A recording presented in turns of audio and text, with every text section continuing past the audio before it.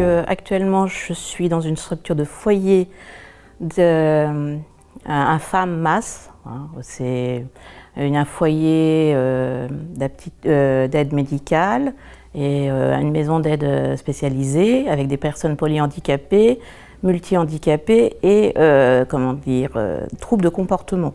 Et puis avec des maladies dégénératives aussi. Et j'y travaille, ça fait depuis 2011 que j'y travaille, mais entre-temps j'ai travaillé dans une autre structure identique dans Lyon, que j'ai fait l'ouverture d'une maison d'aide spécialisée, une MAS à Courtois, en 2004, et je pense donc que ça fait depuis 14 ans que je travaille dans des structures d'handicapés. Voilà. C'est un travail intéressant, parce qu'il n'y a pas beaucoup de résidents, on a 12 résidents par service. C'est adapté pour eux, c'est adapté normalement aussi pour nous, avec le matériel. Sur 5 ans, j'ai eu environ 6 accidents de travail, mais ce n'est pas à cause de la manutention, c'est à cause des troubles du comportement des résidents qui sont assez agressifs. Le problème, c'est qu'ils ne se rendent pas compte, c'est quand ils ont des douleurs. Les douleurs, c'est ce que je disais avant, quand ils ont des douleurs, ils n'ont pas le dialogue verbal, ils nous sautent dessus, ils nous tirent les membres, ils nous font tomber, même des fois on reçoit des coups de boule, des gifles. Et c'est vrai que le pire accident de travail que j'ai eu, c'était en balnéo, dans une balnéo avec un résident qui a des troubles de comportement très agressifs. Il est même agressif envers les autres résidents. Ça, on l'a déjà signalé à l'établissement, à la direction, puisqu'on a des réunions cliniques, on a des réunions avec les psychologues aussi pour en parler. Et le problème, c'est que ce résident aime faire mal aux autres. Et puis ça le fait rire de voir des gens crier aussi. Parce que plus on crie, plus il est heureux, et puis tomber, voilà. Donc ce résident, je l'avais emmené à la balnéo parce qu'il faisait jour chaud ce jour-là, il m'a tiré le bras, j'avais les pieds dans la balnéo, et il y avait 5 marches, et il est tombé en arrière parce qu'il, en me tirant le bras, il s'est déséquilibré, il est tombé, moi j'ai essayé d'éviter qu'il se cogne la tête sur le carrelage, mais le problème c'est que je me suis fait mal à mon bras droit, et depuis cette année-là, en 2015, oui, à peu près en 2015. Là, je me suis fait opérer de mon bras droit, mais avant, j'ai eu des arrêts à cause de mon bras droit, parce que j'ai fait des mouvements d'extension qu'il ne faut pas que je fasse à cause de ma tendinopathie. Et puis moi, avec l'acromion, j'ai eu une opération cette année. Je suis en arrêt depuis le mois de janvier. Ça me manque le travail aussi, mais c'est un accident de travail qui a duré très longtemps cette année. D'habitude, ça dure 2 mois, 3 mois, pas plus. Mais là, parce que j'ai eu mon intervention chirurgicale et la convalescence est très longue, la rééducation très longue.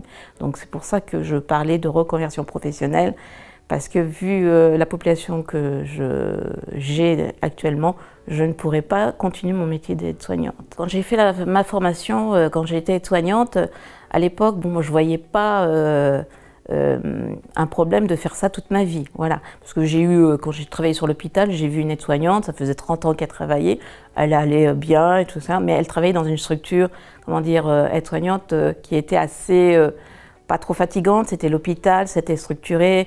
Au bout de 30 ans de carrière, elle allait être en retraite.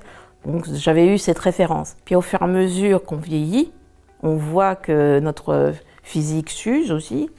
Et que le problème, c'est qu'au fur et à mesure, on voit qu'on a des douleurs de plus en plus. Bon, moi, je n'ai pas eu de douleur de dos, moi j'ai des problèmes de cervicales et d'épaule, voilà. Et c'est l'usure du travail, comme disait le médecin. Et depuis 2015, je pense... déjà en 2013, j'ai eu un problème de névralgie cervico-brachiale. Et mon directeur m'avait appelé pour savoir si j'allais faire une reconversion professionnelle. Et j'avais à cette époque-là, j'avais que 42 ans, je dis attendez, à 42 ans, penser à une reconversion professionnelle, je ne suis pas encore vieille, je ne suis pas foutue encore. Donc, ça l'embêtait que j'ai eu un accident de travail. Et c'est vrai que le fait de se faire appeler par la direction qui nous disent à 42 ans, vous faites penser à une reconversion professionnelle, bah, ça fait peur.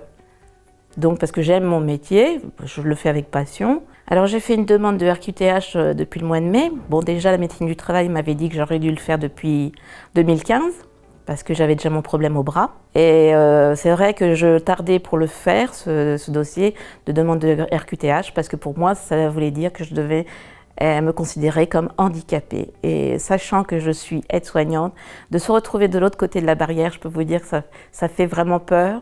Donc c'est pour ça que je l'ai fait simplement cette année, parce que j'ai réalisé que perdre la motricité de mon bras droit, ben voilà, c'est une protection aussi.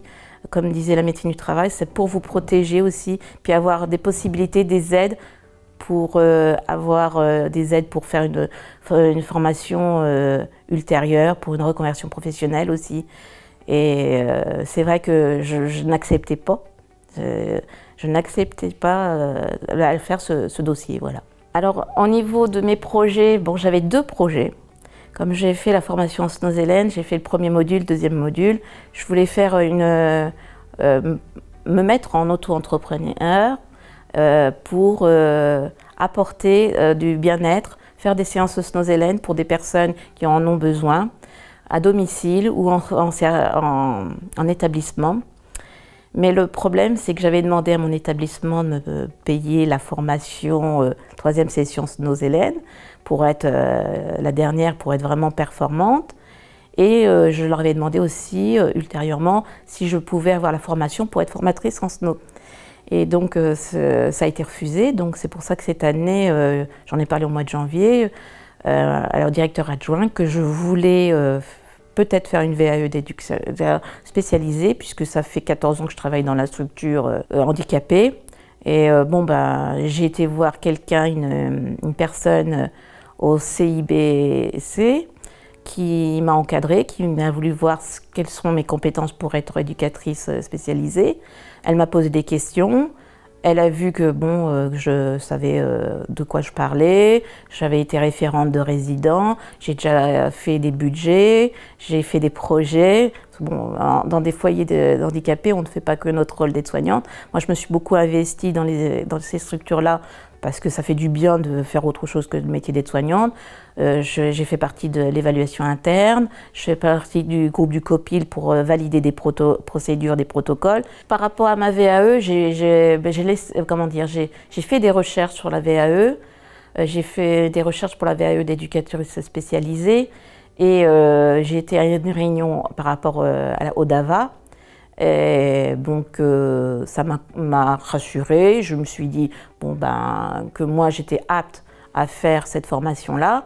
À l'UNIFAF, la personne que j'ai eue au téléphone, elle me dit « Oui, mais vous avez quel niveau? Aide-soignante. » Ah ouais, mais je dis « Il ne faut pas qu'elle ait des a priori, c'est pas pour ça qu'on est aide-soignante qu'on n'est pas apte à faire une VAE d'éducatrice spécialisée. » Surtout que ça fait en 14 ans, on apprend beaucoup de choses avec les éducateurs spécialisés, avec les cadres, avec les AMP, avec les ergos. Surtout si on est curieuse, on s'intéresse à tout et puis on pose des questions. Voilà, faut pas rester aussi toujours sur son statut d'aide-soignante, il faut évoluer aussi. Puis surtout dans mon métier d'aide-soignante, en 22 ans, j'ai développé beaucoup de compétences. Et même, des fois, c'est malheureux de dire ça, il y en a certaines qui me disent que j'ai trop de connaissances parce que je leur fais peur aussi. Surtout aux jeunes diplômés, parce que j'explique beaucoup de choses, je suis claire, j'explique. Et elles me disent, c'est intéressant, mais des fois elles me disent, mais on n'a pas le temps.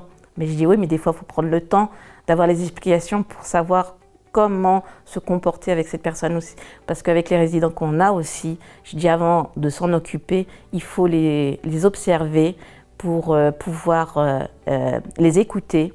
Moi, il m'a fallu, j'ai changé d'unité entre-temps parce que j'avais une unité très lourde.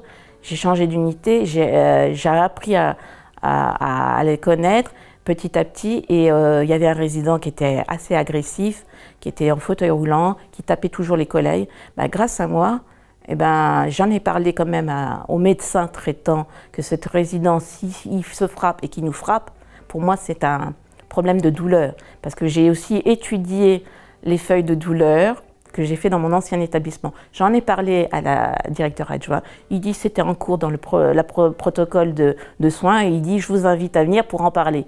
Mais je dis le problème c'est que dans notre établissement, dans tout établissement, il faut faire les feuilles de douleur pour évaluer justement les douleurs qu'ils ont, même s'ils ont des troubles de comportement.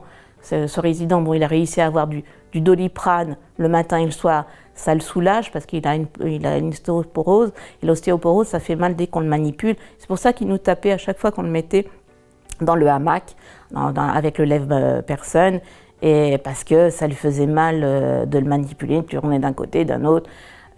Donc, il faut faire attention à leur comportement aussi. Si j'arrive à avoir ma VAE, bon, je sais qu'elle est assez difficile parce que j'ai eu une collègue qui était AMP, elle a eu sa VAE d'éducatrice spécialisée, elle a mis plus de 3 ans pour l'avoir. On a 5 ans pour valider tous les modules. Si j'ai mon diplôme d'éducatrice spécialisée, j'ai l'intention de quitter l'établissement, même si le directeur adjoint m'a dit au mois de janvier que j'étais un bon élément parce que j'apportais beaucoup de choses, parce que je suis investie dans l'établissement, je fais partie du comité des fêtes, j'ai organisé la fête de Noël, j'ai fait l'animation, j'ai fait des jeux pour les résidents.